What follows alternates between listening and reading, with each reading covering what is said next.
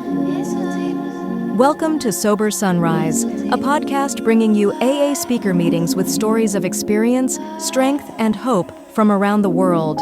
We bring you several new speakers weekly, so be sure to subscribe. We hope to always remain an ad-free podcast, so if you'd like to help us remain self-supporting, please visit our website at sober-sunrise.com. Whether you join us in the morning or at night, there's nothing better than a sober sunrise. We hope that you enjoy today's speaker.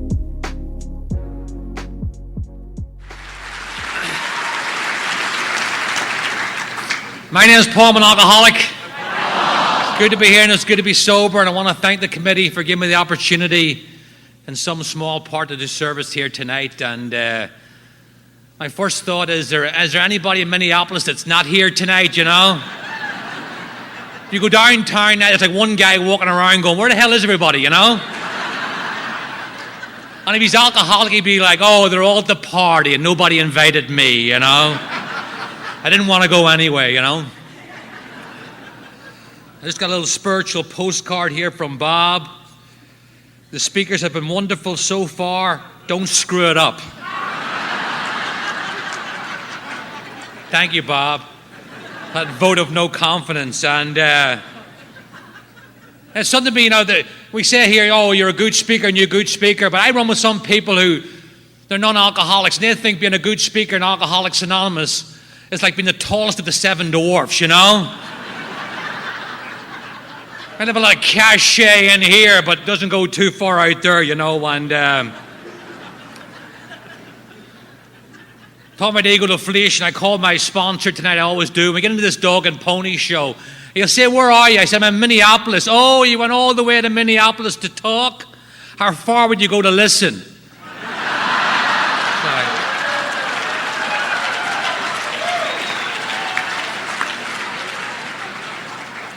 St. Paul, you know?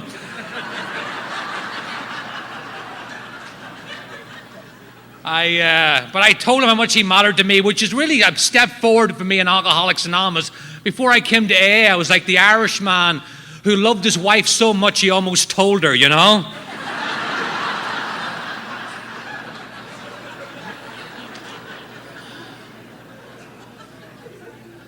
And speaking about ego deflation, I was at a conference there recently, and this guy came up to me and he goes, are you Paul McQuaid?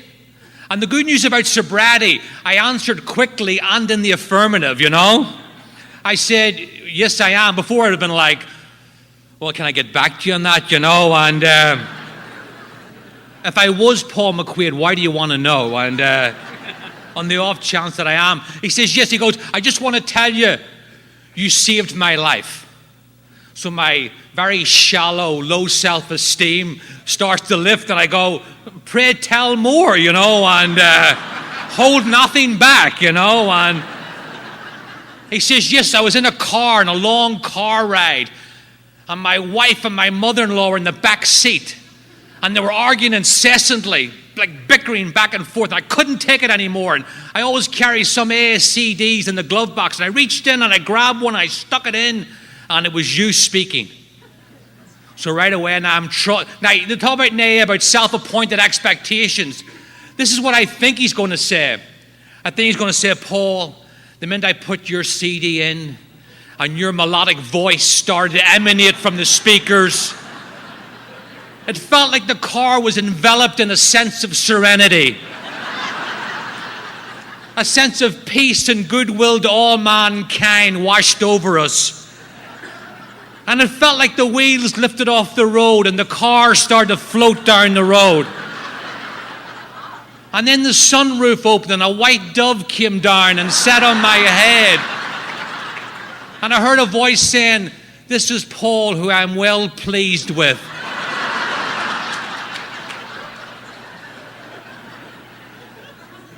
But what he did say, he said, I put your CD in, and after about 5 minutes, I turned around, and my wife and mother-in-law were fast asleep in the back of the car.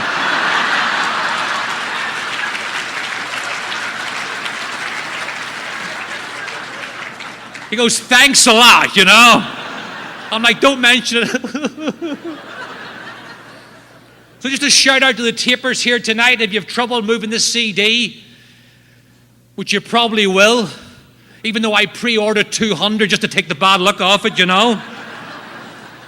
May I suggest you send out an email blast to some of the local sleep disorder centers, you know.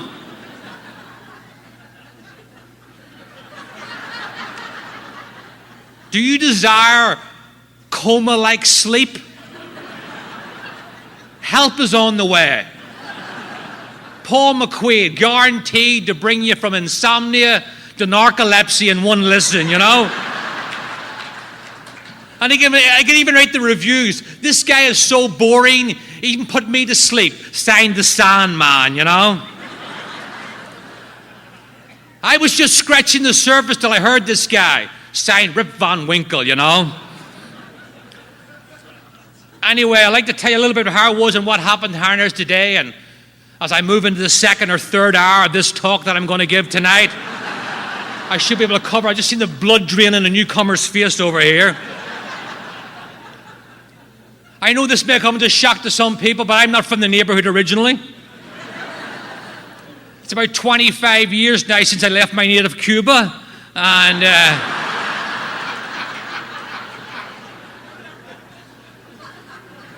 like Teresa was saying last night with the Irish, we talk pretty quick too, you know. I'm really starting to feel for these guys. This guy be sitting later on with his hands in 2 buckets of ice, you know. I went there to do service and now I got carpal tunnel syndrome. Thanks a lot, you know. But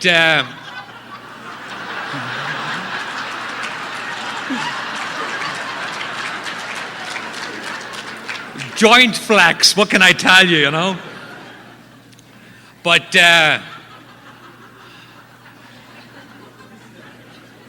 it's an honor. I'll tell you a little bit, you know, I'm from Northern Ireland. I grew up just outside of Belfast, and the sort of neighborhood I came from, if you didn't drink, you moved, you know, everybody drank, you know, I didn't know anybody that didn't drink. And I just want to welcome you here to Alcoholics Anonymous tonight. If you're new here tonight, there was some people that were new. I want to welcome you to the greatest singular event in my life. I want to tell you what was told to me and what's true in my life, that this is the last thing I tried and the first thing that ever worked. I tried many ways of stopping drinking, but I couldn't stay stopped because I was shackled to self.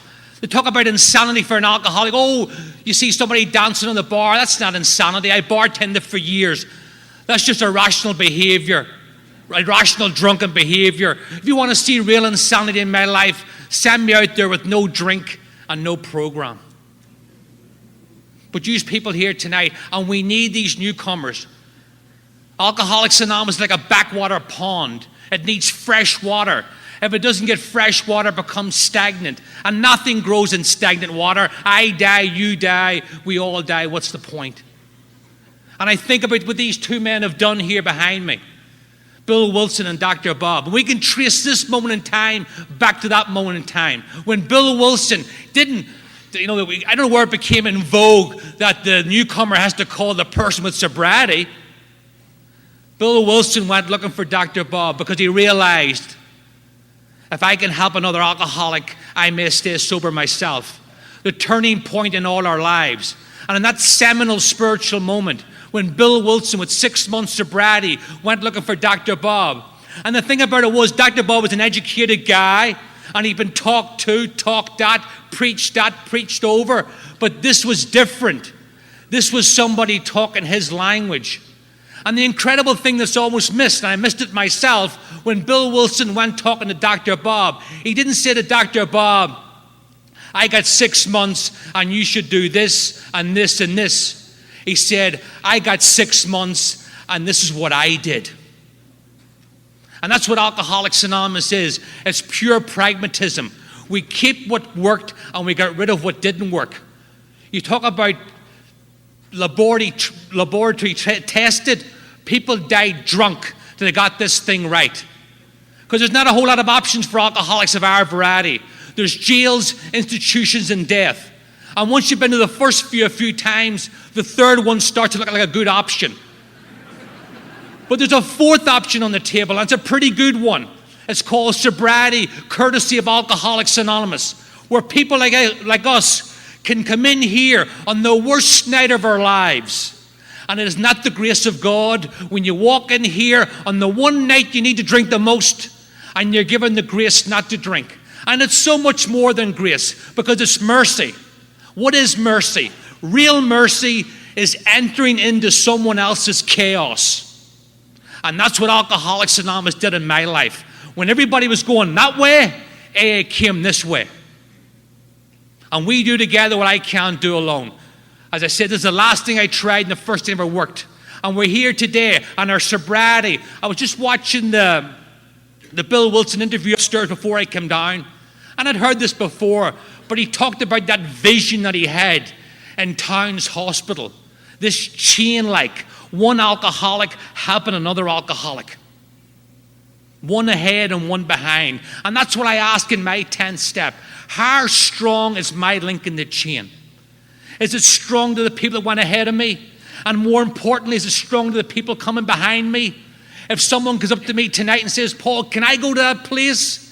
Can I comprehend the word and know serenity? Can I know peace? Absolutely walk this journey with us. Because we trudge this road together. We're not sitting in some bar drunk tonight trying to figure out what's it all about, you know? You know those 3 o'clock in the morning conversations? Am I here? Are you here? Is this all really here, you know?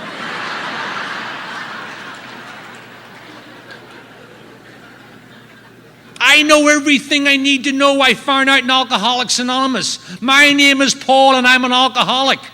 That tells me who I am, what I am, where I am, and most importantly, what I need to be doing. And if I know that, everything's all right. And when I'm all right, everything around me is all right too, even if it's not. Alcoholics Anonymous, by its very virtue, helped me to come to terms with my past so I could live in the present, which is the rest of today, for the future. What a program. I came in here just to stop drinking, and I got so much more. If you're new here tonight, I want to offer you what was offered to me. Hope in human form. That's what Alcoholics Anonymous is.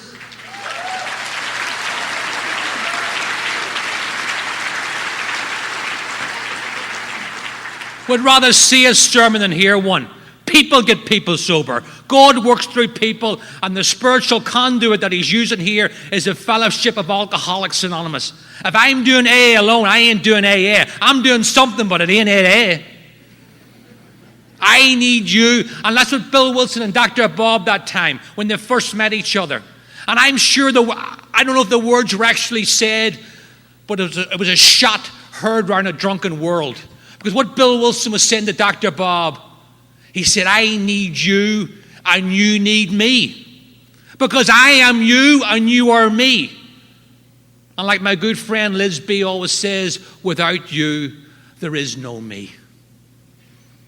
Alcoholics Anonymous, this collective thing, we come in here, and the thing about it is we come in here, we've seen it from 50 years right down to one day, and we come in here, and it says in one of our books that Alcoholics Anonymous is one of those places where the whole is greater than the sum of the parts.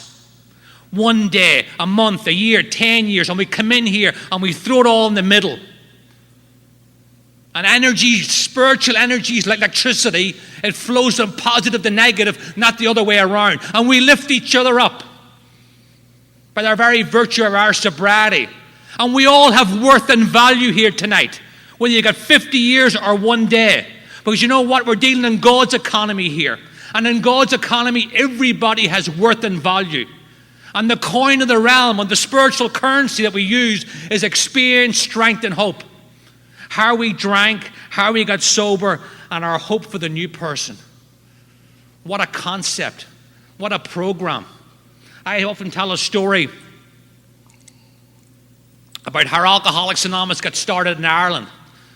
And if there's ever a country that needed Alcoholics Anonymous, believe me, it was Ireland. Even to this day, I was just over there last week, and it's still coming along like... Hey, in Ireland, you don't get too many sightseers, you know what I'm saying, you know?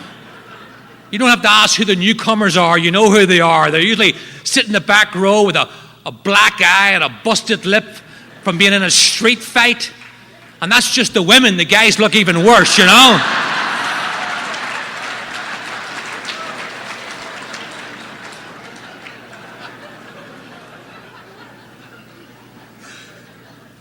In 1946, there was no AA in Ireland. There's a guy who got sober. He was from Ireland. He got sober in Philadelphia. His name was Conor F. I'm sharing this story to tell you the power of one alcoholic working with another. When all else fails, send in AA. Because I guarantee you tonight, there's somebody drinking themselves. I don't have to knock on too many doors tonight. I've never been in this building, never in this time before in my life, but if I leave this auditorium now, I wouldn't have to knock on too many doors, and I'll find somebody drinking themselves to death right now, totally oblivious to what's going on in Alcoholics Anonymous. And the friends and the family, and welcome to Al-Anon tonight, who are standing around the bed saying, what should we do, and what should we call, and who should we call? And my program says, call me. I mightn't get chosen, but I got to be willing to go. Because Alcoholics Anonymous knows what to do with the man or the woman on the bed. When all else fails, send in Alcoholics Anonymous. And that picture of the man on the bed, it sums up the whole spiritual virtues of Alcoholics Anonymous. You see the guy sitting on the bed, hunched in, shoulders, terror, frustration, bewilderment, and despair. His very body language screaming off the painting. And the two people from AA leaning in, open, expansive. Please come with us. Walk this journey with us. And we said there in Ireland in 1946, this guy Conor F. had 2 years of sobriety. He went home to Ireland on a retirement vacation, and he realized there was no AA in Ireland. He sent a letter to General Service, and they said, well, why don't you start a meeting? And they sent him a startup package. And a bit like Bill Wilson 10 or 11 years earlier, he ran around, got a lot of closed doors, a lot of whatever. And finally he met a woman, just like Henrietta Seiberling. Her name was Eva Jennings, a non-alcoholic. And she says, I know a doctor who works with alcoholics. And he got talking to this doctor, and this doctor says, I work with alcoholics, and I haven't even heard of AA. But I'll tell you what, we got a guy down on one of the beds down here. His name is Richard P. This guy's been detoxed 25 or 30 times. You make any impression on him, I'll give you the full support of this hospital. Conor F. went down to the guy's room and did what I'm going to try to do tonight. Shared experience, strength, and hope. Harry drank. Harry got sober. And the hope for the man on the bed. Richard P., just like Dr. Bob, had been talked to, talked at, preached over. But this was different. This was somebody eyeball to eyeball. This was somebody who knew his language. This was the language of the heart. That thing that we have here together where we understand each other. I mightn't have stood next to you drinking in the bar, but when you say you're an alcoholic, I know enough. I know you've experienced terror, frustration, bewilderment, and despair. I know you put a drink to your lips as the tears roll down your face. I know, like in my case, you drank against your own will, for God's sake. I know that quicksand stretched all around you on many occasions. And Richard P. realized this guy was talking his language, and he got out of his bed. And this guy was sometimes getting drunk on the way home from the hospital, and he got out of the bed, and he left and never took another drink to the day he died in 1973. That's the power of Alcoholics Anonymous.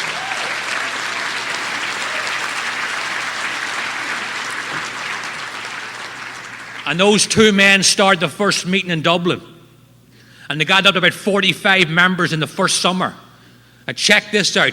The first summer, 85% of the home group, the first group, got drunk. Could you imagine 85% of your home group getting drunk?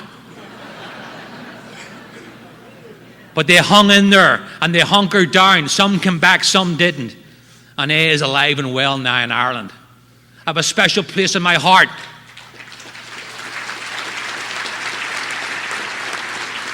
I have a special place in my heart for AA in Ireland. I was over there last week. My brother's got about 16 years. I'm from the north of Ireland, outside of Belfast. And it warms my heart to see what happens in AA in Northern Ireland. They talk about people who normally don't mix. How about people who never mix? But there's one place that they mix. In Alcoholics Anonymous. I've been at AA meetings in some of the darkest days of the Troubles. Things are peaceful now. But when things were rough, and there was one place that people would come together, and it was Alcoholics Anonymous. I remember I was home on vacation one time, and I got asked to speak at a meeting, and things were bad. I mean, really bad. And we drove into Belfast, and they were burning buses and barricades, and we drove across from West Belfast to East Belfast. I'm a Catholic into a Protestant area. We drove across what's called the Peace Line. And I've been living in America for a long time, and I got 3 other guys in the car, and you could have cut the atmosphere with a knife, but I love AA humor. This one guy says, just think of it, Paul. The last time a Catholic was in this part of Belfast after dark, he was in the trunk of the car,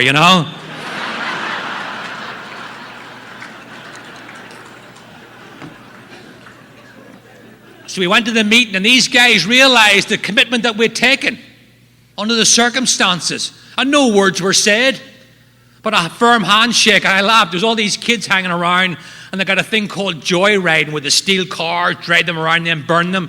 And the guy says to the kids, hey kids, don't touch that car.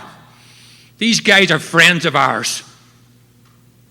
And we went into the meeting, and we left everything outside the door. And I sat in a meeting with people that I was probably diametrically opposed to on every issue except one, our alcoholism. And that one issue that was more united us that night than ever divided us. I'm not going to tell you we left the meeting and went skipping down the road singing Kumbaya. But I felt good knowing they were sober in the world. And I think they felt good knowing that we were sober in the world. This is a special place we have here. The magnificent reality of Alcoholics Anonymous. I'll be honest with you.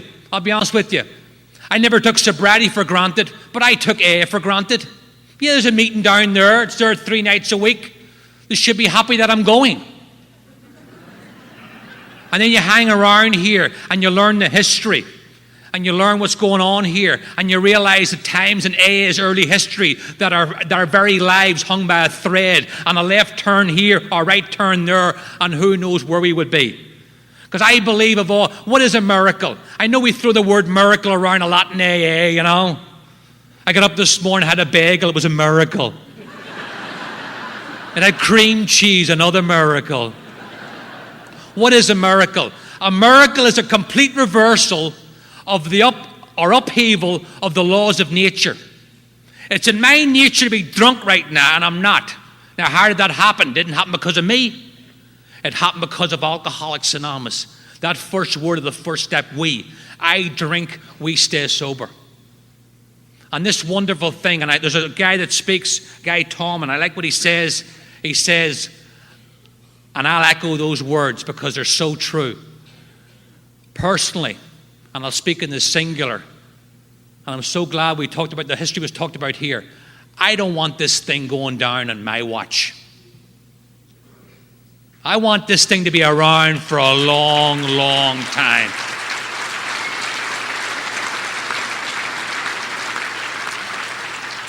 As it says in one of our books, since man first crushed grapes, there's been people like us. Couldn't fit in, took drink, couldn't fit in, ran at life with drink, ran away from life with drink. We were society's first outcasts. Nobody knew what to do with us until Alcoholics Anonymous came along. And Bill Wilson went to Dr. Bob. Because you see, I need you and you need me. Because when you talk about you, I find out about me. And the great news of Alcoholics Anonymous is we are not alone anymore. And in my own life, I used to get into a lot of mental gymnastics when I first came to Alcoholics Anonymous. Why did I become an alcoholic? Where did I become an alcoholic? When did I become an alcoholic? The old alcoholic conundrum, what came first, the chicken or the keg, A few alcoholics got drunk trying to figure that one out, I believe if you sit down, you could probably figure out why you took the first drink. Intellectual curiosity, rite of passage, peer pressure. But why the compulsive drinking? I sat down with 4 or 5 guys my first night drinking. We whacked up a couple of cases of beer. Why was I the one guy? I know them to this day. Why was I the one guy that destroyed his life over and over and over again? I don't know. If you're looking at the answer to that question, I don't know. I don't know why I became an alcoholic and those other guys didn't. But I'll tell you, I know why I stopped drinking. I stopped drinking And when I came to Alcoholics Anonymous, I heard these three words: pitiful, incomprehensible demoralization. There's not a person in this room who drank alcoholically that doesn't know what those words mean. And they mean different to everybody. I didn't have to ask you for a thesaurus. Could you explain that again? I'm not really getting it. Pitiful, For me, it was sitting in an apartment in Rockaway Beach, 3,000 miles from my family. Burnt every bridge on numerous occasions. Quicksand, as Bill Wilson says, stretched all around me. If another man had done to me what drink did to me, I'd have killed him with my bare hands. And it's something, when you're sitting in, as I was at 30 years of age, and everything's gone, and everybody's gone, and you realize, like I realized, you know what? I backed the wrong horse. Because for a long time, alcohol did for me what I couldn't do for myself. Alcohol worked. It worked like a charm for many years. For whatever reason, I don't know, and I don't care anymore. I had a hole in my soul. And I tried to fill it with booze and people and places and things. Always looking for an outside fix for an inside job. And I'd have some symbolic victories along the way, but nothing of any permanence. And I drink on and I drink on. And good people, if the love of family and friends could get me sober, I would have been sober a long time ago, but it's not. The only thing that worked was another alcoholic. And I drank on, and I grew up in Northern Ireland at the height of the Troubles. I had a big chip on my shoulder, working class Catholic from the wrong side of the tracks. Big chip on my shoulder. In fact, I came to A and a guy says to me, you know something, Paul? You're a well-balanced guy. And I thought to myself, finally, somebody that knows what's going on around here, you know? He said, yeah, you got a chip on both shoulders, you know? I hated everything. I hated everybody. Could always find the needle in the haystack and sit right on top of it, you know? So I'm blaming Northern Ireland because my life isn't coming together. I'm the sort of an alcoholic, I'll just give you a quick, when I started drinking, I'm the sort of a guy, I was getting my stomach pumped out at 14 and 15 years of age. I'm the sort of guy you might find in your front garden tomorrow morning, 18, 19 years of age, good family, good principles, and I drank on and drank on and drank on. By the time I'm 22, 23, my life's falling apart, but I don't want to look in. I'm into the blame game. I'm a finger pointer. I want to look out. So I come home and I'm blaming Northern Ireland. I said to my father, I come home one night, you know, alcoholics were such grandstanders, you know. I come home and I said to my father, sit down. I got some bad news for you. I said, I'm going to America and don't try and talk me out of it. He says, talk you out of it? I'll help you pack. When are you going? On you go, Columbus.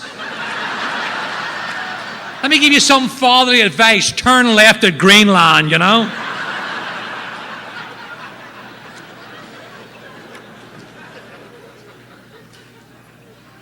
I hopped on only around the fly, you're an alcoholic. Aer Lingus, Ireland's national airline.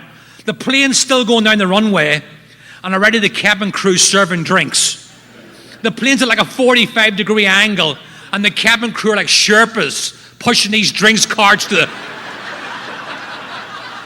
And everybody's ringing their bell looking booze. Bing, bing, bing, bing, bing, bing, bing, bing, bing, bing, bing. You think you're in a pinball machine rather than an airplane, you know? And I washed up in this neighborhood called Rockaway Beach, New York. Now, it's amazing how alcoholics, we got that built-in GPS system.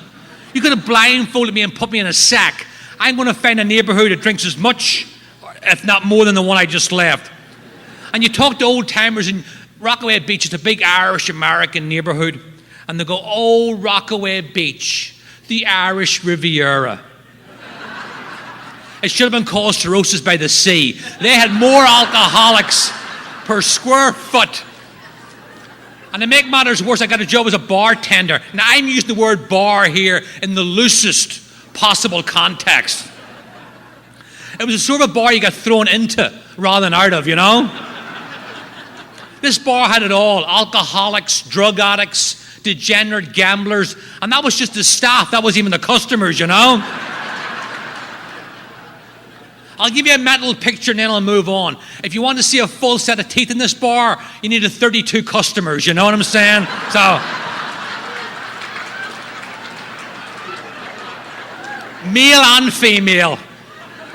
Every now and again, like a glamour girl with like 3 teeth would stumble into the place, upset the whole ecosystem, you know?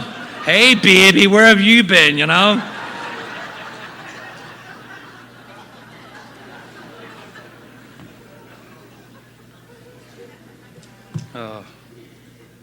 But water finds its own level, and so do alcoholics. There was a lot of crazy drinking in this bar, and what that helped me to do, get guys drinking first thing in the morning. And the story of my life, I would draw all these imaginary lines in the sand. If I drink in the morning, I was a morning drinker for years. The only fact that I could operate in that job, I was in a job where I could walk behind the bar at 6 o'clock at night, and the first drink I poured was mine. So every line I would draw in the sand, I would reach it, feel comfortable, and step over it. I think that's called denial for the alcoholic. But alcohol is cunning, baffling, and powerful, and above all is patient. If you be alcoholic, it'll get you, and it got me but good. The worst years of my drinking, 27 to 30, were after I made a firm conviction not to drink anymore. The worst years. The time I was 26 or 27, I'm hitting hospitals. I'm having convulsions, seizures, round-the-clock drunks, and you know the equation. The drunks get longer and the period between them gets shorter. And I reached that point, I'm really trying to stop drinking. I'm doing a lot of things it talks about in chapter 3. I'll stop for this and I'll stop for this, and I'm making oaths and proclamations, and there wasn't many around, but any that were, I'm swearing in your life and I'm swearing in mine, but I drink again and I drink again, and it's one more attempt at not drinking followed by one more failure. Drinking followed by one more attempt at not drinking ad infinitum, as our book says. I lived in that terrible place, that round-the-clock drinking. I love that iconic scene in that movie, The Lost Weekend, when Ray Milland wakes up and he knows he's got a second bottle and he's panicking for another drink. And then he looks up and he sees it in the light fixture, and the bottle is casting a shadow across the ceiling. Now, Billy Wilder, the director, wasn't an alcoholic, but he knew about imagery. Living under the shadow of a whiskey bottle. I lived under the shadow of a whiskey bottle for many years. Not tonight. Not tonight, my friends. We're living in the sunlight of the Spirit here in Alcoholics Anonymous.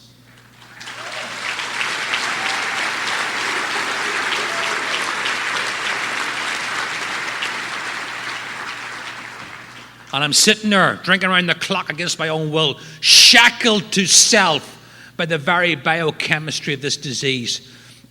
I used to have seizures coming off drink. Now I'm having them while I'm drinking. I'll give you a little vignette. I tried to stop drinking by myself. Not drinking's terrible. Believe me, if you're new here tonight, there's a difference between giving up and letting go. Not drinking, the minutes feel like hours and the hours feel like days. I feel like I'm sitting in a cell like the Count of Monte Cristo, marking them off on the wall. I'm free today because of Alcoholics Anonymous. I'm as free as any time I've ever been in my life.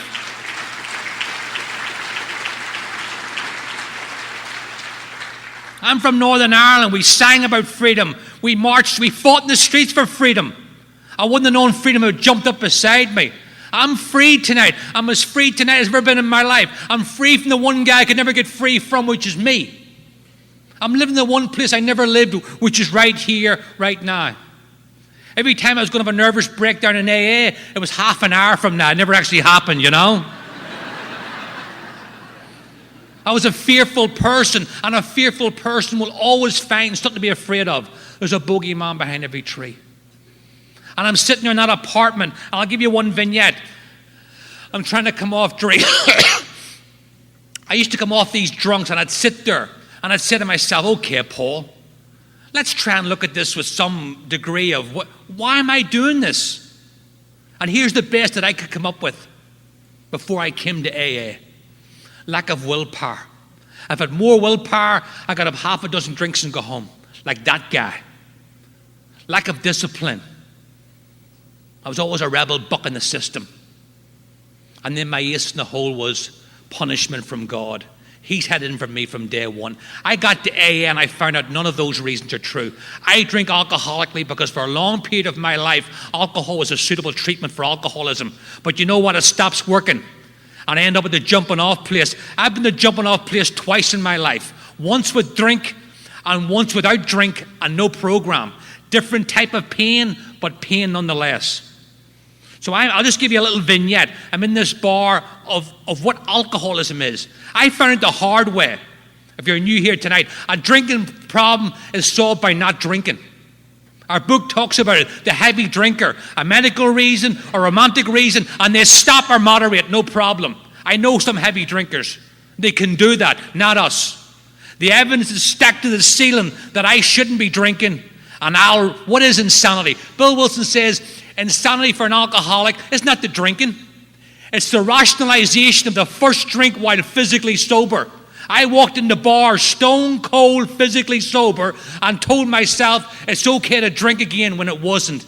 And that's the insanity that they're talking about in here. And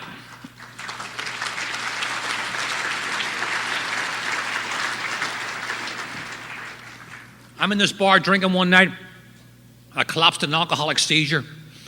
I woke up in a hospital where I'd been before, in a restraining sheet, strapped down.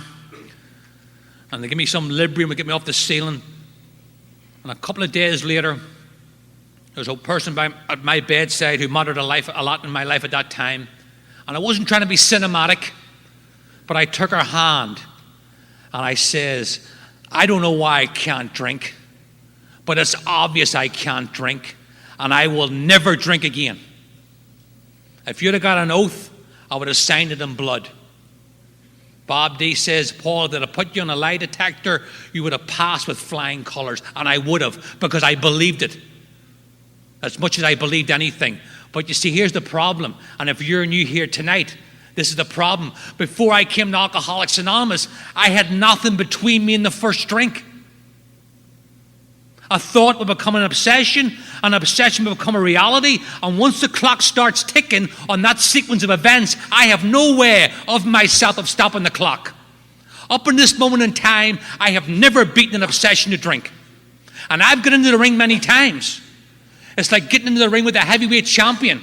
My 8-year-old daughter could say, Daddy, don't get in the ring. But don't get in the ring means don't take a drink, and I don't know how not to take a drink before I came to AA. So I get back in the ring, and I tell myself, it'll be different this time. I'll bob, and I'll weave, and I'll stay off the ropes. But the result is always the same. Sooner or later, maybe not today, maybe not tomorrow, but I'm lying flat on my back, looking up at the lights, saying, how did this happen again? And it's the epitaph of the alcoholic. This time it will be different. And I was in that hospital, and I left that hospital, and if you'd have told me I was going to drink again, I'd have said you're out of your mind. And if you're new here tonight, I implore you to get something between you and the first drink. And maybe you're saying, oh, I just got one day, this all seems very complicated. Believe me, we have a symbol here in Alcoholics Anonymous, an emblem, and there's 3 parts to it: unity, service, and recovery. And I believe you can put all 3 parts into your life from your very first meeting. Unity. We do together what I can't do alone. Many meetings make it easy, few make it hard, none make it impossible. I got to be here. Service. Heard a guy, Sandy B, say one day, the highest pay grade in Alcoholics Anonymous is serving. Why? Our book talks about it. I'm shackled to self, driven by 100 forms of it. My holy trinity is me, me, me. If you put away one more chair than when you sat on, congratulations, you're doing service. Recovery. Maybe the steps seem like a foreign concept. We got slogans: live and let live, easy does it, one day at a time. They were like the banisters to the steps for me. So I believe you can put all 3 parts into your life from your very first meeting. And I'm going to tell you something, and I'm talking here, not in the theoretical, I'm talking in the pragmatic. You can stay dry on 2 parts of the triangle. You may even stay dry on 1 part of the triangle. But if you want to be sober, if you want to experience what's on offer here, it's been my experience, I had to put all 3 parts into my life. Hey.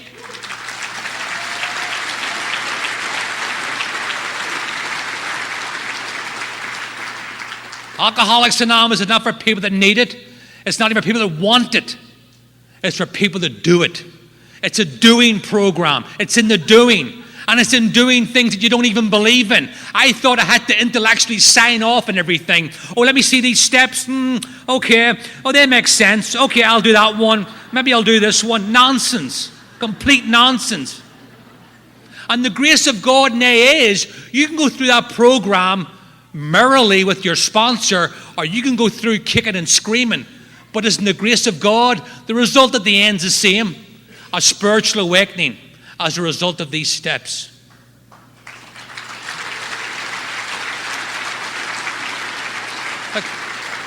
But what is Alcoholics Anonymous if you're new here tonight?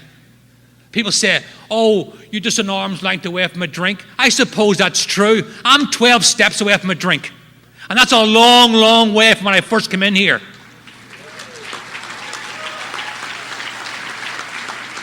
But they're not 12 steps up to anything. They're 12 steps down to a sense of humility. I seen people drink again, Alcoholics Anonymous, I thought would never drink again. And that tells me it's a daily reprieve based upon my spiritual condition. And what this program allowed me to do was to go from a place of powerlessness.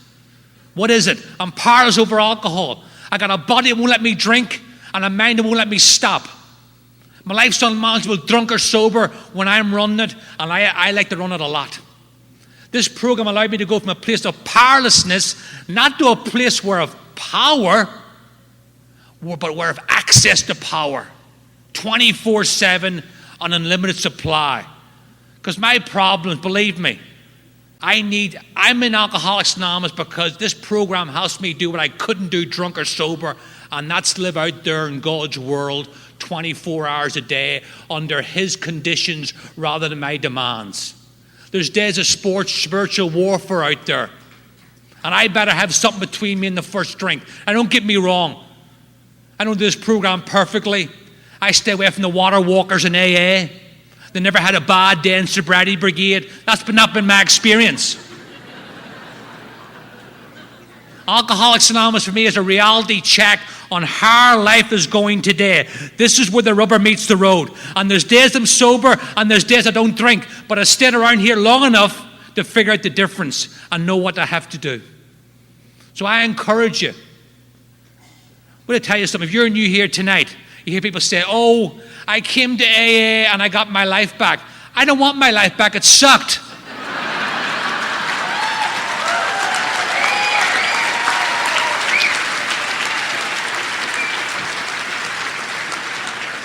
I'm like, if you want to go right ahead. I had it for 30 years. I could do nothing with it, you know? Are there people in my life today when I was drinking? Absolutely, but things are different today. Like the story I used to read my little daughter going to bed. The world out there, which it will, can huff and it can puff. But if I stay close to the principles of Alcoholics Anonymous, my sober house doesn't have to blow down. And where were we before we came to AA? We were lost out there in a sea of booze. And there was any coordinates, it was pain and misery. And every now and again, because we're great starters, we'd wash up on dry land and start to get things going again. But everything was built on sand. No permanence. And the first drink always came along. And we're washed out with more debris than the last time. That's not the way it is today. If I stay close to these principles of Alcoholics Anonymous. So if you're new here, I encourage you to get something between you and the first drink. And for me, as I said there, I came out of that hospital, and I'll just sum up the difference between a heavy drinker and alcoholism. And the insanity of alcoholism, as I said earlier, it's not those crazy things I do when I'm drinking. It's those times when I'm not drinking, and I'm shackled to self. And something's not right, and I don't know what it is, and I can never put my finger on it, but something's just not right. And I'm out there, and people are saying to me, and I'm thinking I'm not drinking. And it's a funny type of insanity. It's not some Victorian halls of Bedlam where you see somebody really crazy in some Thomas Hardy novel, and you go, there's somebody really it's not that type.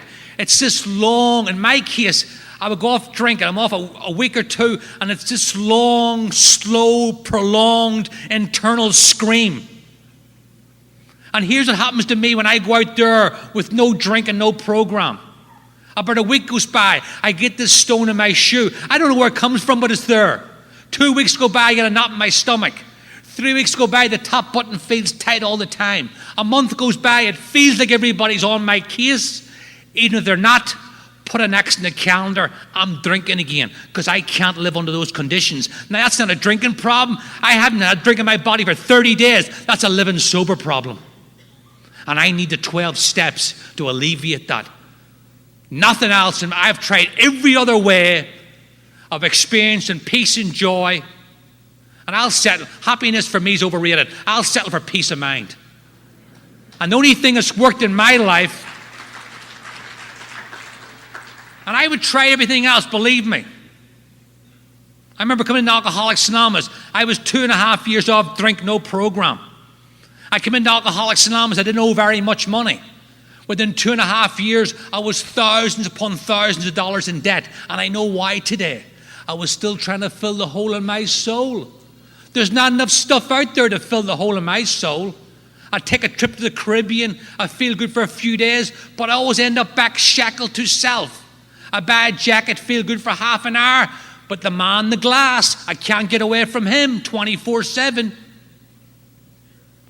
The only thing that's worked in my life is putting those steps. Now, I'm not saying the steps are the panacea for every problem you're going to have, but they brought me to a point in recovery where I could decide what was my work, what was God's work, and if I needed outside help. But first things first, I had to apply the steps to my life. And I drank again after that, after coming out of that hospital. And that woman says to me, I got to get away from you before I end up in an asylum. And I say what alcoholics say, I don't need you, I don't need nobody. And that's why I have a deep affection for Al-Anon here tonight, because that's what we do to people. We just squeeze and squeeze and squeeze till they're like, go and drink or go and don't drink, but you must leave my life. That's what we do to people. If you come into my sphere of influence, you're going down. I'll take you down with me. That's my alcoholism. I'm not proud of that, but that's the truth here tonight. But I'm here to tell you, as far now as you go with drink, you can come back up and then some in Alcoholics Anonymous. I'm not going to stand up here like some snake oil salesman in a traveling medicine show and promise you the moon and the stars. There's things I lost through drinking. They ain't coming back. And there's things you lost through drinking and they're not coming back either. But because of this program, I can live with my past. Who among us could live with the guilt and the shame and remorse if it wasn't for the 12 steps? I wasn't a sociopath. I knew the bridges I burned. I knew the damage I did. I didn't have to hire a team of detectives when it came to step 4. Trying to figure out who these people are. Can you help me? I knew who they were. They visited me every night. Lying there cringing in the dark with the could-haves and the should-haves and the would-haves. Broken promises, slammed doors. Different countries, different continents. And then I realized in Alcoholics Anonymous that every time I ran away from life, I was the guy firing the starting pistol. And they allowed me to step up and look at my part in my life. And if you're new here tonight, you're going to have to do that too. And I encourage you with the steps of Alcoholics Anonymous. We give each other those coins. To thy own self be true, and the truth will set you free. And I'm here to tell you, those people that are new here tonight that stood up, nobody can live your life, only you. We need you to live the life that you are meant to have. I believe there's a miracle here with your name on it. Nobody can take it from you. Nobody can take it for you. Come up and get the life that your higher power always wanted you to have.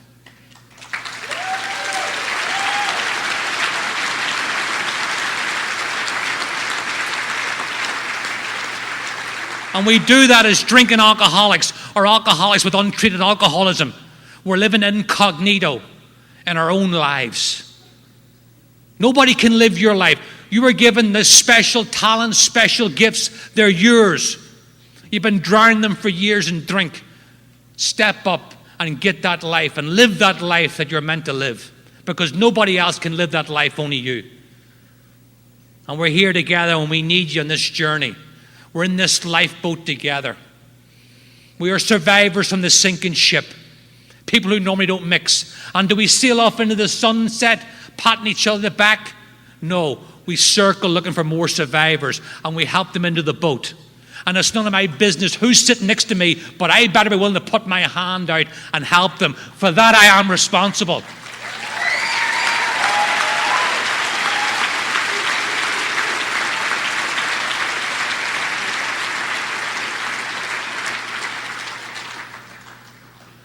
And I came into Alcoholics Anonymous. I drank again after that. I drank for 3 more years after that, bottoms to bottoms. But I came into Alcoholics Anonymous. I was a 12-step guy who saved my life in the old South Bronx group. And they had a mantra: we don't give up on anybody. And these guys came and they carried this message. My message mightn't even keep me sober. They carried this message: with one alcoholic working with another. And that's what Dr. Bob said, right? When he said more in 3 minutes, and I've said here in 50 minutes, when he said at the 1950 convention, you take all this away, and what do you come down to? You come down to love and service. One alcoholic helping another. We all know what love is, and we all know what service is. And he was the MVP of 12-steppers, 5,000 drunks in 15 years. Nobody can touch those numbers. So he knew what he was talking about. Love and service. And that's what those guys did to me. Busy men took time out of their busy lives to carry this message to me. And they brought me to Alcoholics Anonymous, the greatest singular event in my life. But the only problem was I came in here, and it talks about in our book, contemporary investigation. You're looking at it. I looked at these steps, and there was people talking about the problem and the solution and how to go from the problem to the solution. But as Chuck Chamberlain used to say, you'll eventually hear what you came here to hear, and you'll eventually see what you came here to see. But you have to have eyes to see and ears to hear, and I had neither. And I sat around here. I looked at those steps. I thought they were very touchy, very feely, very warm and fuzzy. I do these steps, the next thing I'll be wearing flip-flops in the wintertime. I'll have like wind chimes hanging up around the house, you know. Joining Oprah's book club, where does it all end, you know?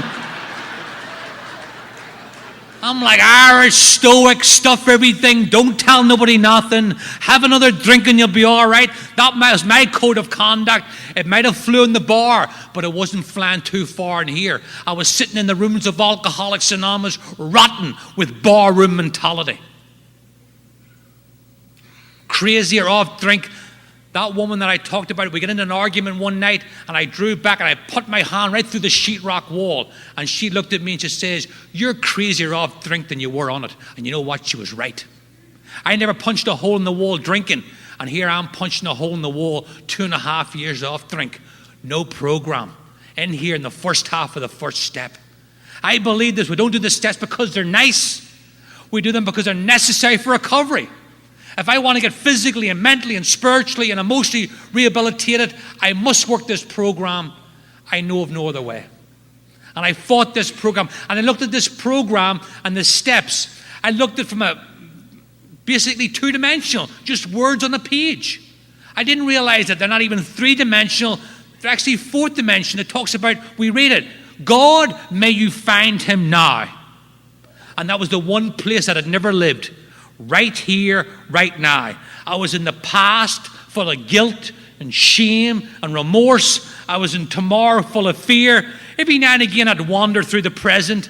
What's this place? Oh, let me get the hell out of here, you know? Right? And you can fool them at 7:30 at night, the coffee pot, I've done it. How's it going, Paul? It's going great. Smiling from the teeth out. But at 2:30 in the morning, with the could-haves and the should-haves and the would-haves and another sleepless night, 2.5 years off drink, you ain't fooling anybody. And a guy, you know, you hear people say, oh, watch him, he's a 12-step inspector. I'm glad for the 12-step inspectors. Because this guy came up to me in a meeting one night and he says, Paul, you got a minute?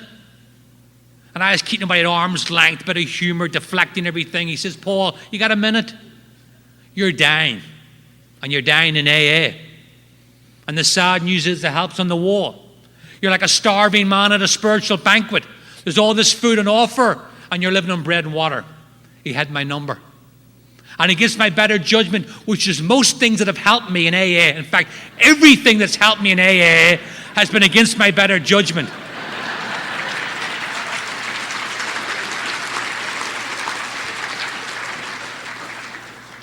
And I fought this program. I know it's a 12-step program. There's no one-trick ponies. I was joking with Doug the other night, and I had this 4th step built up and built up. I don't know why. I know I bought into every negative thing I heard about the 4th step, and I fought it and fought it and fought it, and I'm 2.5 years off drink.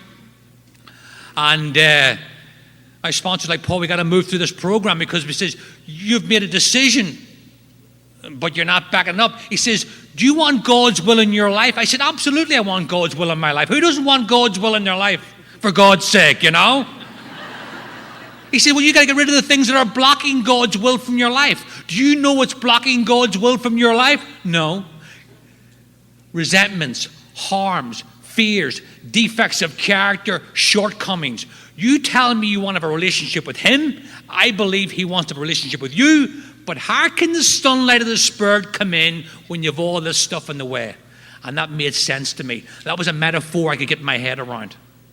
So I'm going to do this 4th step, and I'm finally going to do this 4th step. You see, I'm an alcoholic. I fought this 4th step for so long, and then I said to myself, they want me to do a 4th step? I'm going to do the best 4th step that anybody's ever done in the history of Alcoholics Anonymous.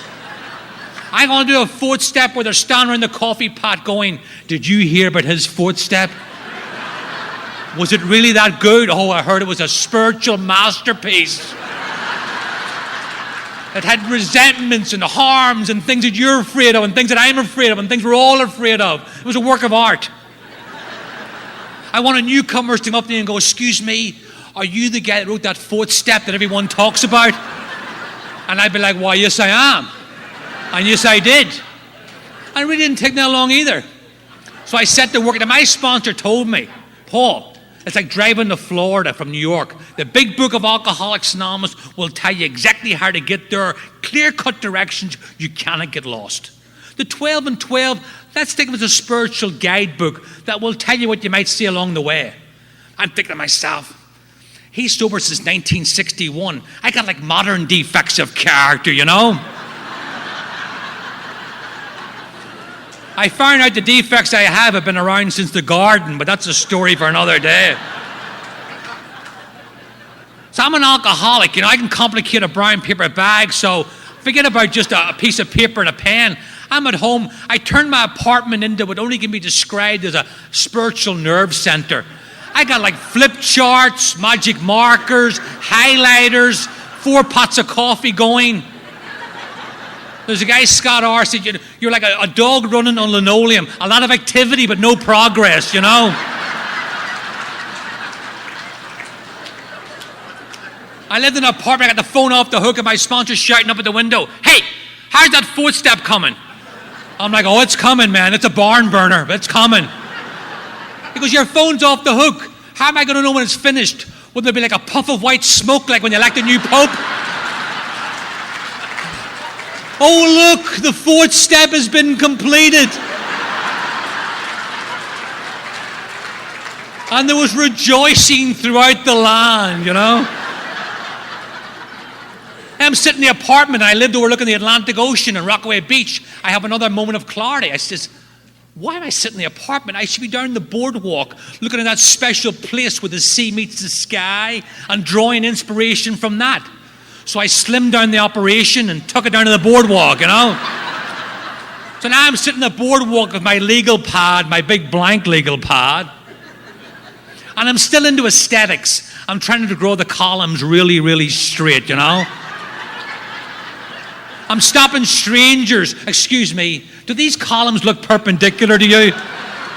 They're like, those are wonderful. Who's your sponsor? Frank Lloyd Wright, you know?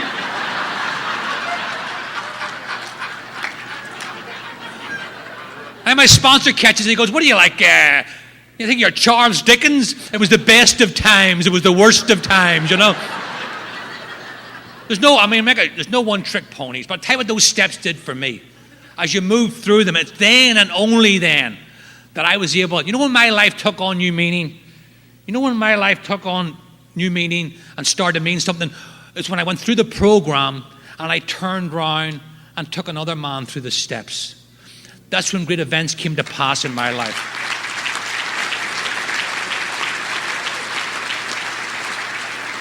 If I failed to enlarge upon my spiritual life, shame on me. I'm going to say something here, and it's a bit off the topic, but I believe somewhere, someday, I'm going to be asked one question. What did you do with the gift that was given to you? Well, I worked on myself, and then I worked on myself some more. I did some more self-actualization. No. What did you do with the gift that was given to you? Shame on me if I put it in my back pocket. If you're new here tonight,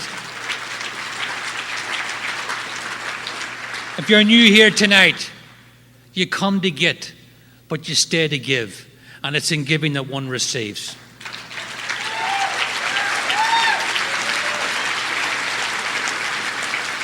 And I had all these ideas. When I first got sober, I remember saying to my sponsor, I think I'm going to go down to India and help Mother Teresa out, He said, no. You're going to go to the meeting and you're going to put your hand out for the still sick and suffering alcoholic. And I'm here to tell you, as I said, I come into Alcoholics Anonymous, just wrap this up, 30 years of age, didn't even have a high school diploma, was a bartender. I bartended the last 5 years drinking. I bartended the first 12 years in AA. I was able to take on long-term goals and chip away at them one day at a time. My sponsor said, why don't you go back to school? Or in your case, why don't you go to school? I said, how can I do that? He goes, how do we do things around here, Paul? One day at a time. I took a class, I took another class, I got a degree, a second degree, 2 graduate degrees. I work with special education children, and it's the greatest joy in my life.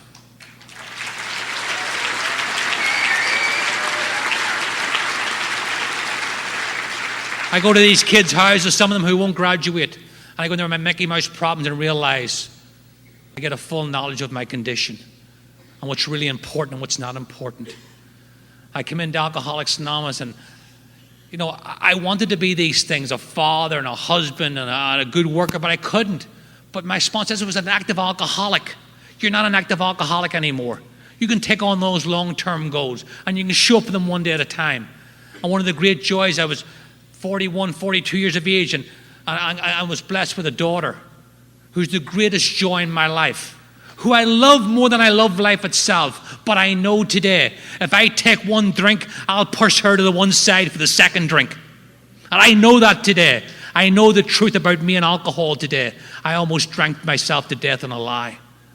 And I'm free tonight. Even going on a plane in New York and come here. Before I came to Alcoholics Anonymous, booze was a common denominator in my life. Every decision I made was divided through drink at least once. I don't care if it's going to here to the wall. Enough booze to get me there, enough when I get there, enough to get me back. And when you live your life on those parameters, your life gets smaller and smaller and smaller with less people in it. But the minute I come into AA, it's the opposite. More and more people come into my life. I love Alcoholics Anonymous, and as I said there, I came in here, I'm so glad I didn't have a clipboard at my first meeting, because I would have checked the box for not drinking and would have been happy with that. And I would have shortchanged myself of so much. Because alcohol is only mentioned the first half of the first step. I got so much more besides, because I got me back, I got you back, and I got him back, and it lost a whole lot. And I would like to end tonight on a few words of a place of my birth. I know them, but I'm always afraid I'm going to freeze. May the road rise to meet you. May the wind be always at your back. May the sun shine warm upon your face. The rains fall soft upon your fields. And until we meet again, may God hold you in the palm of his hand. Thank you so much, guys. Thank you for listening to Sober Sunrise. If you enjoyed today's episode, please give it a thumbs up, as it will help share the message. Until next time, have a great day.